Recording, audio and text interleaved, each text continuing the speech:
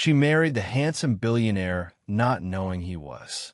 Forced to marry a handsome billionaire trapped in a coma, Jane thought her life was over. Until he suddenly opened his eyes. But his awakening isn't the biggest shock wait until you discover which member of his own family tried to put him in that bed for good. Subscribe, like, and listen to the full, twisted story now.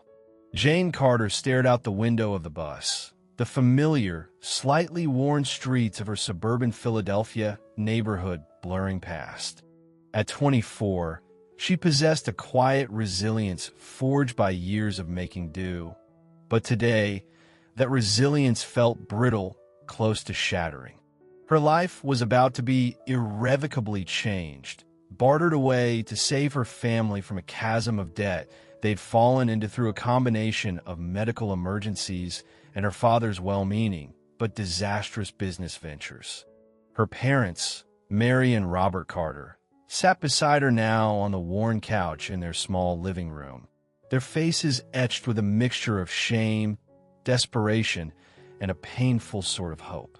Opposite them sat Mr. Harrison, the impeccably dressed, impassive lawyer representing the Pierce family, a name synonymous with old money, vast corporate holdings, Pierce Enterprises, and cold, untouchable prestige. The offer Mr. Harrison had laid out was as shocking as it was dehumanizing. The Pierce family would settle all the Carters' debts, a sum large enough to ensure they wouldn't lose their home, wouldn't face utter ruin. In return, Jane was to marry John Pierce, the family's sole heir. John Pierce, the handsome, enigmatic billionaire who had been in a persistent vegetative state, according to public reports, for 2 years following a mysterious single-car accident. Jane's role would be that of a wife, in name only essentially a high-status caretaker, ensuring his constant needs were met within the family mansion, preserving the Pierce image, and preventing any gold-digging outsiders from getting too close.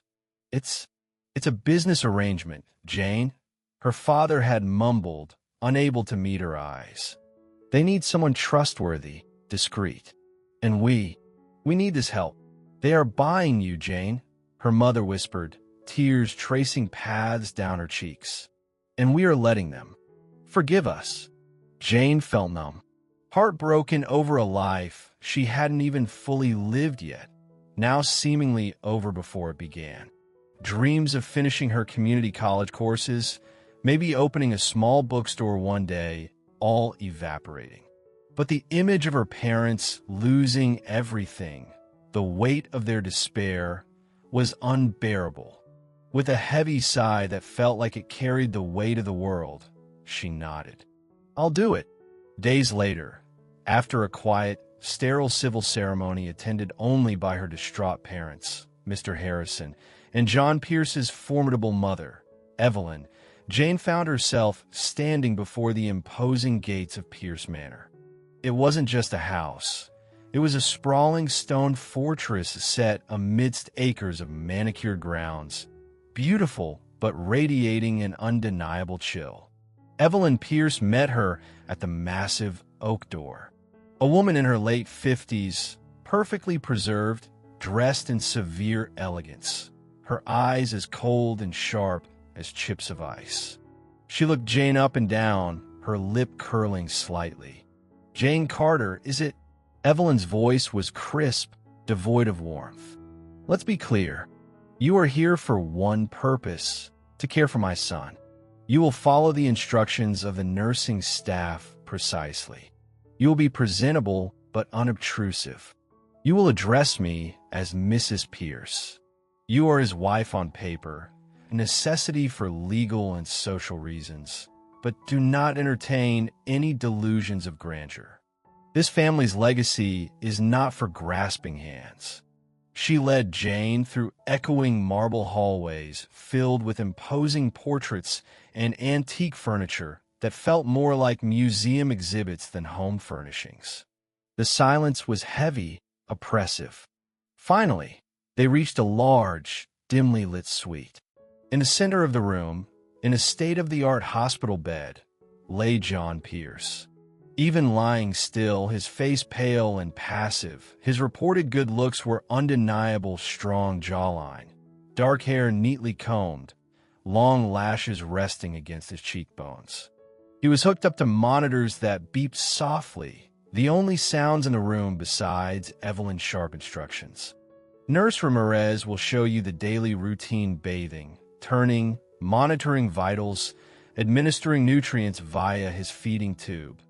Evelyn stated coolly, "You will read to him for 1 hour each afternoon from the approved list. You will ensure his room is kept immaculate. You will speak only when spoken to regarding his care. Do you understand?" Jane nodded mutely, her throat tight. "Good," Evelyn sniffed. "Remember your place, girl. You are bought and paid for. A necessary fixture. Nothing more." With a final dismissive glance, she swept out of the room, leaving Jane alone with the silent, motionless man who was now her husband, trapped together in this cold, gilded cage. Days bled into weeks, settling into a monotonous, soul-crushing routine. Jane's life became confined to the opulent walls of Pierce Manor, specifically the quiet, shadowed wing occupied by her husband. She learned the rhythms of the medical equipment, the precise way to turn John's body to prevent bed sores, the soft, neutral tone expected when reading aloud from classic literature or financial reports. Nurse Ramirez, a competent woman in her 40s, was professional but distant, clearly understanding the hierarchy dictated by Evelyn. Other staff members, maids, cooks, groundskeepers moved through the mansion like ghosts, polite but wary, keeping their distance from the girl brought in under such strange circumstances. Jane was an anomaly, neither family nor servant, existing in a lonely limbo. Evelyn Pierce was a constant, chilling presence. She would sweep into John's suite unannounced, her sharp eyes scrutinizing Jane's every move. She criticized the way Jane folded the sheets, the volume of her reading voice, the tidiness of the medical supply cart. Her words were often laced with subtle, and sometimes not so subtle, barbs about Jane's background, her perceived lack of sophistication, her function as little more than a paid employee. "Ensure his nails are properly trimmed, Carter," Evelyn would command, using Jane's surname like a brand. "We wouldn't want him looking unkempt, even in his condition. Appearance is everything." Or, "Did you actually finish that chapter? Your reading voice is rather unrefined. Try to sound less like you're calling hogs." Jane learned to bite back the retorts that sprang to her lips, channeling her frustration into meticulous care for John. She spoke to him softly sometimes when she was alone, telling him about the weather, about a bird she saw nesting outside his window, about the plot of the book she was reading. It felt less lonely than the oppressive silence, even though she knew or thought she knew he couldn't hear her. She treated him not as an object, but as a person trapped within a broken body. She noticed the way a muscle sometimes twitched in his jaw when Evelyn's voice became particularly harsh, the faint furrowing of his brow during a tense phone call Evelyn took in his room regarding Pierce Enterprises. Were they just involuntary reflexes, or something more? The thought was fleeting, quickly dismissed as wishful thinking born of loneliness. Her only respite was a small, slightly overgrown rose garden tucked away behind the west wing, apparently neglected since John's accident. She would sneak out there for a few precious minutes each day, breathing in the scent of earth and blooms, feeling the sun on her face, a brief reminder of the outside world she had been forced to leave behind. It was there, hidden among the thorns and blossoms, that she sometimes allowed herself to cry, mourning the life she had lost, the isolation she now endured. She rarely saw John's younger brother, Mark Pierce.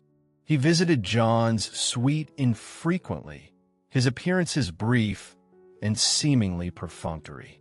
He was handsome like John, but lacked his brother's quiet intensity, possessing instead a restless energy and eyes that darted around, never quite settling.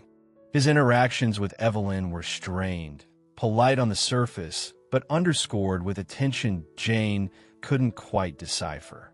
Jane's existence became a silent vigil, marked by the rhythmic beeping of monitors, the sterile scent of antiseptic, the cold weight of Evelyn's disapproval, and the unnerving stillness of the man in the bed. She felt herself fading, becoming as much a part of the mansion's permanent fixtures as the antique clocks and dusty portraits. She was fulfilling her bargain, saving her parents, but losing herself in the process, trapped in a life that felt as motionless and silent as her husband's. Until one rain-lashed night, when the silence was shattered. The storm had been brewing all evening, mirroring the oppressive atmosphere within Pierce Manor. Rain lashed against the tall windows of John's suite, wind howling like a mournful beast. Nurse Ramirez had finished her evening rounds. The night staff wouldn't check in for another hour, and Jane was alone with John, performing the final tasks of her long day. She was gently cleansing his hands with a warm cloth, her movements practiced and automatic. The rhythmic beeping of the heart monitor was a familiar counterpoint to the raging storm outside. Lost in thought, picturing the rain on the roses in her hidden garden, she almost didn't register the change. His fingers, usually limp in her grasp, suddenly tightened around her wrist. Not a spasm, not an involuntary twitch, but a deliberate, surprisingly strong grip. Jane gasped, her heart leaping into her throat. She froze, staring down at his hand clamped around her arm. Slowly, impossibly, his eyes opened. They weren't the blank, unfocused eyes described in medical reports.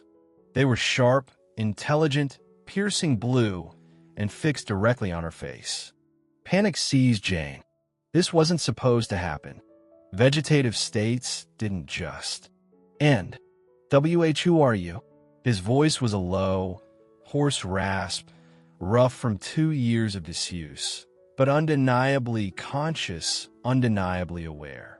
Jane instinctively tried to pull her hand away, stumbling backward, a scream building in her chest. You're awake. Quiet, he commanded, his grip tightening further, pulling her slightly off balance. His eyes darted towards the door, then back to her, filled with an urgent, cold intensity. Not a word, not to anyone, but the doctors. Nurse Ramirez, your mother. Jane stammered, her mind reeling from the shock. Especially not my mother, he hissed, his voice gaining a dangerous edge. I don't trust anyone in this house, and that includes you. He finally released her wrist, but his gaze held her captive. Who are you, and why are you here? Jane rubbed her wrist, trembling. I'm Jane. Jane Carter. Pierce, she corrected herself awkwardly. I'm your wife.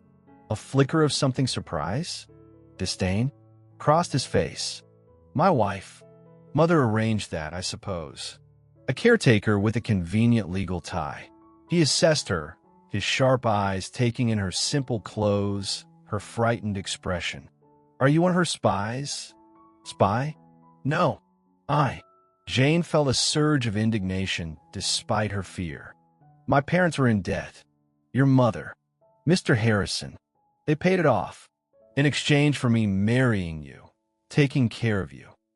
He processed this, his expression unreadable.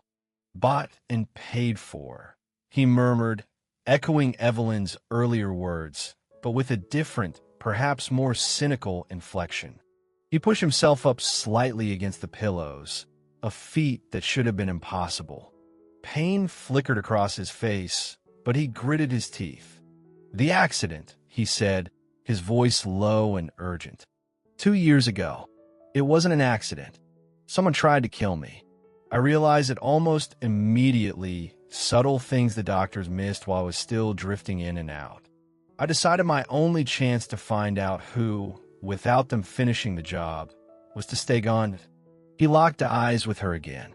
I've been aware, truly aware, for months now. Listening, watching, waiting, controlling my responses, fooling the monitors most of the time, misleading the staff during the brief checks. Only Dr. Alistair, my personal physician and an old family friend, knows the partial truth enough to help me manage medically without raising alarms. Everyone else believes the vegetative diagnosis my dear mother so readily accepted. Jane stared at him, horrified and utterly bewildered. He wasn't just awake. He had been consciously deceiving everyone, trapped in his own body, investigating his own attempted murder from within a living tomb. "You can't tell anyone, Jane," he insisted, the command absolute. "Not a soul. My life depends on it. And now, so does yours, because you know." Jane felt trapped in a way that made the forced marriage seem simple. She was bound not just by a legal document, but by a dangerous, terrifying secret. She was the caretaker, the wife in name only, and now the unwilling confidant of a man who suspected his own family of trying to murder him, a man whose cold eyes watched her with suspicion, believing she could betray him at any moment. The storm outside raged on, but the tempest inside Jane and within the walls of Pierce Manor had just reached a whole new level of intensity. Life in Pierce Manor transformed overnight from monotonous duty into a nerve-wracking tightrope walk. Jane had to maintain the facade of the devoted, placid caretaker for Evelyn, the nurses, and the staff, while secretly interacting with a conscious, demanding, and deeply suspicious John Pierce. Their conversations were hushed, tense, conducted only when they were certain they were alone. John, still physically weak despite his mental acuity, directed her with curt commands. "Bring me the financial reports left on the desk. Read the mergers section aloud later. Who visited Mark this afternoon? Describe them. Did Mother take any calls in here today? What was her tone?" He was testing her constantly, watching her reactions, analyzing her responses for any hint of deceit. He remained cold, aloof, reminding her frequently that her presence was merely a transaction. Yet, Jane continued her duties with the same quiet diligence, caring for his physical needs, reading aloud, tidying his room. The only difference was that now, she knew the man beneath the stillness was listening, judging. Slowly, almost imperceptibly, things began to shift. John started witnessing Jane's resilience firsthand, not just hearing about it through the filter of his feigned unconsciousness. He saw the way she stood straighter, her chin held higher, when Evelyn delivered a particularly cutting remark. One afternoon, Evelyn swept in while Jane was adjusting John's pillows. "Carter, must you be so clumsy? You handle him like a sack of potatoes. One would think someone of your background would have more experience with manual labor." Jane, who normally would have absorbed the insult in silence, turned. "Mrs. Pierce," she said, her voice steady and clear, "I am treating your son with the care and respect he deserves. And I am his wife. I would appreciate it if you addressed me as such, or at least with basic courtesy." Evelyn looked momentarily stunned and used to being challenged. She drew herself up, about to unleash a furious retort, but something in Jane's unwavering gaze stopped her. With a dismissive sniff, Evelyn turned and left the room. Jane let out a shaky breath, her heart pounding. When she glanced back at John, she thought she saw the faintest ghost of a smile touch his lips before his expression became impassive again. He also saw moments of her vulnerability. He saw the way she sometimes lingered by the window, her expression wistful, clearly longing for the outside world. He saw her quickly wipe away a tear after a particularly harsh dressing down from Evelyn over a misplaced medical chart. He heard her quiet sigh as she marked another day off the calendar on the wall. His suspicion began to war with a grudging respect and something more confusing empathy. He saw her genuine kindness, not just towards him, but in her polite interactions with the few staff members who were civil to her. He noticed she saved crumbs from her meals to leave on the windowsill for the birds. Small acts, revealing a character inconsistent with the grasping spy his mother might employ. Jane, meanwhile, started noticing things herself. Mark Pierce's visits became slightly more frequent. He often took hushed phone calls just outside John's suite, pacing nervously. Once, Jane overheard him arguing heatedly with Evelyn in the library, something about shareholder pressure and accelerating the timeline. It meant little to her then, but she filed it away. One evening, while Jane was reading a particularly dry section of a Pierce Enterprises quarterly report, John interrupted, his voice low. "Stop. Read that last paragraph again." Jane reread the section about a subsidiary company's unexpected losses. "Mark oversees that division," John murmured, mostly to himself. "Losses, or deliberate mismanagement. Funneling funds." His eyes narrowed in thought. He looked at Jane. "Tomorrow, when you retrieve the mail before Mother's assistant does, look for anything addressed to Mark from offshore banks. Cayman Islands, Switzerland. Don't open it. Just tell me if you see anything." Jane felt a chill. She was being drawn deeper into his investigation, becoming his eyes and ears.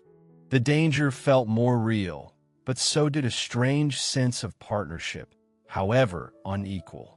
John was still cold, still suspicious, but he was starting to rely on her just a little. The facade of the vegetative patient and the passive caretaker was beginning to crack, revealing the complex, wary, but undeniably alive humans beneath. Following John's instructions felt like stepping into a spy novel. Jane intercepted the mail delivery, her heart pounding as she quickly scanned the envelopes before the household staff sorted them. Sure enough, tucked between glossy catalogs and bills, was a thin airmail envelope addressed to Mark Pierce, bearing a return address from a bank in Zurich. She noted the details mentally and placed it back in the pile, her hands trembling slightly. When she reported her finding to John later, his expression tightened. "Zurich," he breathed, "just as I suspected. He's siphoning funds, covering his tracks." He looked at Jane, a new intensity in his gaze. "There are files. Old corporate files stored in the attic archives. Mother thinks they're just dusty records, but my grandfather kept meticulous notes. There might be evidence there of Mark's earlier patterns, maybe even something linking Mother to the firm that handled the security detail the day of my accident. Accessing the archives was risky. It was a part of the mansion rarely visited, kept locked. But John knew of a hidden service entrance, a relic from the original construction. Under the cover of a quiet afternoon, when Evelyn was out and Mark was downtown, Jane, guided by John's whispered instructions relayed via a tiny, discreet earpiece he'd smuggled in by Dr. Alistair, navigated the dusty back corridors and found the entrance. The attic was vast, filled with forgotten furniture draped in white sheets and towering stacks of labeled boxes. Following John's directions based on his memory of the layout, Jane located the section containing older financial records and personnel files. After an hour of searching, her fingers coated in dust, she found it, a slim folder misfiled under an obscure subsidiary's name. Inside were not just records hinting at Mark's earlier, smaller embezzlements, but copies of invoices and correspondence between Evelyn Pierce and a shady security consulting firm known for handling difficult problems, dated just weeks before John's accident. The details were circumstantial, not a smoking gun, but deeply incriminating. Clutching the folder, Jane hurried back to John's suite, her mind racing. She locked the door behind her and presented the folder to John, spreading the papers on the bed beside him. As he read, his face grew paler, his jaw tightening until it was a hard line. The evidence, combined with what he already suspected, painted an undeniable picture of betrayal by both his mother and his brother. When he finished reading, he didn't speak for a long time. He just stared at the papers, his expression a mixture of cold fury and profound, devastating hurt. Jane watched him, seeing past the billionaire heir, past the calculating investigator, to the man underneath who had been profoundly wounded by those closest to him. Finally, he looked up at her, his eyes raw with pain. "I knew," he whispered, his voice choked. "I suspected Mother. Her ruthlessness regarding the company, her resentment of my control. And Mark, always jealous, always grasping. But seeing it here, laid out," he broke off, struggling for composure. "I have no one in this whole damn world I can trust." Impulsively, Jane reached out and covered his hand with hers where it rested on the incriminating papers. His skin was cool, but his grip tightened instantly, clinging to her touch as if to a lifeline. "That's not true," Jane said softly but firmly, meeting his anguished gaze. "You have me, John. I know I'm just the caretaker, the woman who was bought. But I see you, and I won't betray you." In that moment, the walls between them crumbled. The suspicion in his eyes was replaced by a desperate vulnerability. He pulled her closer, his other hand coming up to cup her face, his thumb gently tracing her cheekbone. The air crackled with an intensity that had nothing to do with secrets or danger, but everything to do with two lonely, isolated souls finding solace in each other. He leaned in, and she met him halfway. Their kiss was hesitant at first, then deepened, fueled by months of unspoken tension, shared confinement, and the sudden, electrifying spark of trust. It was a kiss that sealed their secret alliance, transforming it into something far more personal, far more dangerous, and infinitely more precious. In the cold, opulent prison of Pierce Manor, amidst the wreckage of betrayal, an unexpected, fragile connection had taken root. The newfound intimacy between Jane and John added another layer of complexity and danger to their already precarious situation. Their relationship deepened in stolen moments. Hushed conversations filled not just with strategy, but with shared hopes and fears, secret touches that spoke volumes in the oppressive silence of the house. Keeping their growing affection hidden from Evelyn's watchful eyes and the ever-present staff required constant vigilance. Then came the complication neither had anticipated, yet perhaps should have. Jane realized she was pregnant. The discovery sent a wave of panic, closely followed by a fierce, protective joy, through her. She told John one night, her voice trembling. He stared at her, momentarily speechless. His first reaction, born of years of suspicion, was a flicker of doubt. How could this be possible? Was it a trap? But looking into Jane's terrified but resolute eyes, seeing the genuine emotion there, the doubt vanished, replaced by the same fierce protectiveness she felt. "Ours?" he whispered, reaching out to tentatively touch her abdomen. Jane nodded, tears welling.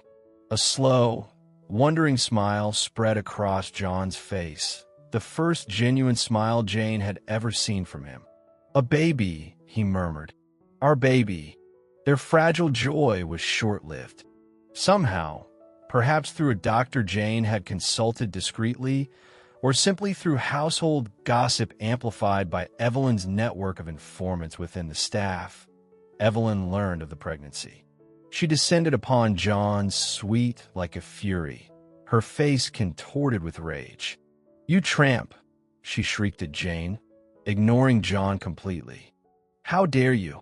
Spreading your legs for some stable boy or gardener.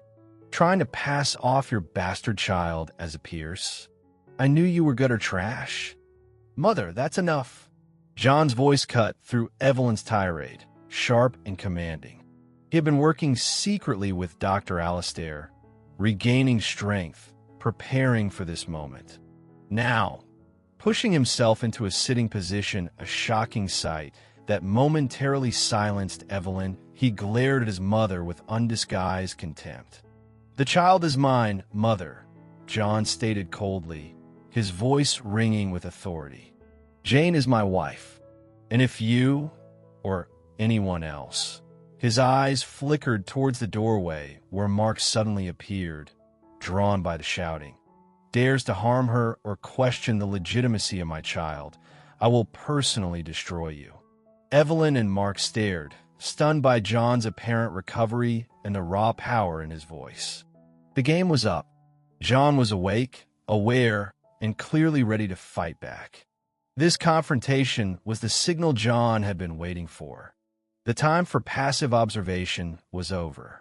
Using a secure phone Jane had smuggled in, he contacted his loyal lawyer, Mr. Davies, who had been waiting for his call. He contacted, armed with the evidence Jane had found, combined with his own knowledge and Mr. Davies' legal maneuvering. John launched his counteroffensive.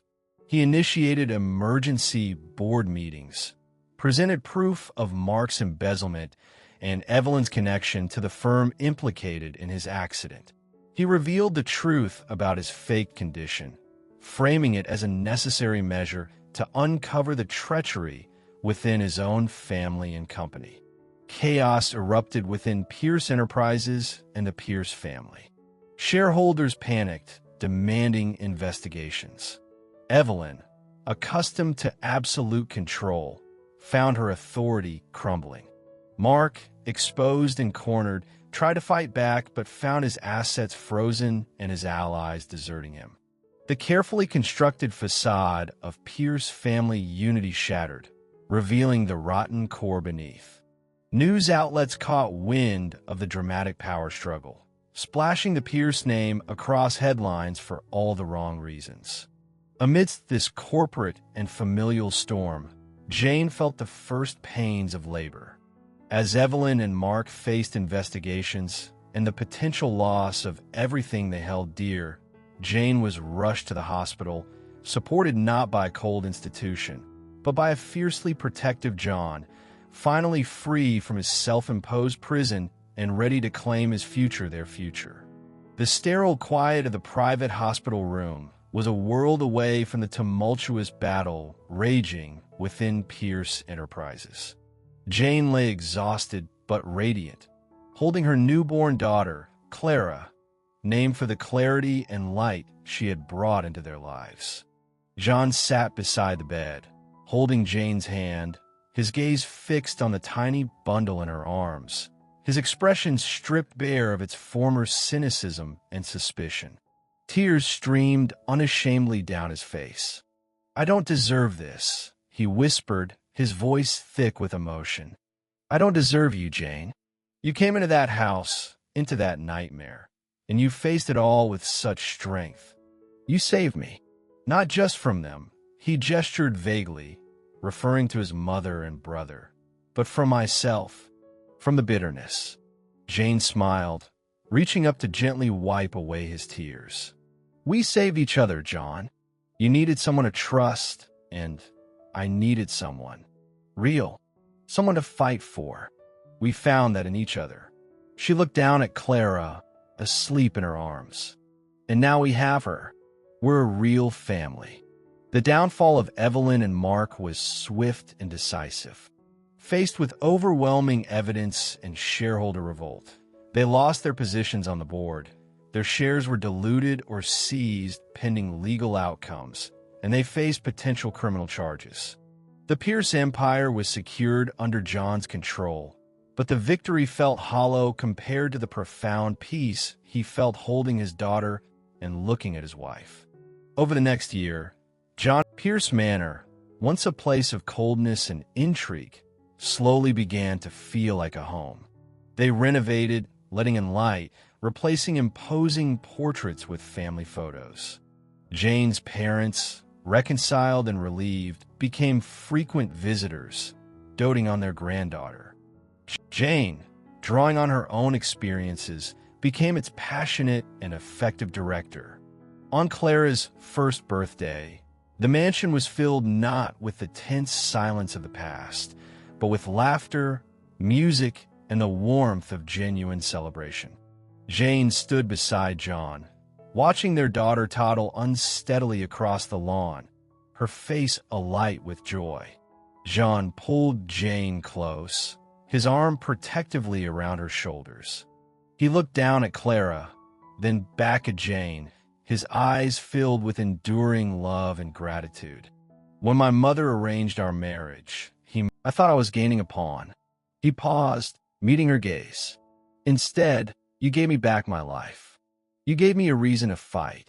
You gave me everything. He gently touched Clara's head. You gave me the world. Jane leaned her head against his shoulder, contentment settling deep within her. Their beginning had been forged in desperation and deceit, a transaction born of debt and duty. But from that harsh ground, through resilience, courage, and the slow, steady building of trust, they had cultivated a love that was real, a family that was strong, and a future filled with hope and purpose. The gilded cage had become a sanctuary, transformed by the enduring strength of the human heart.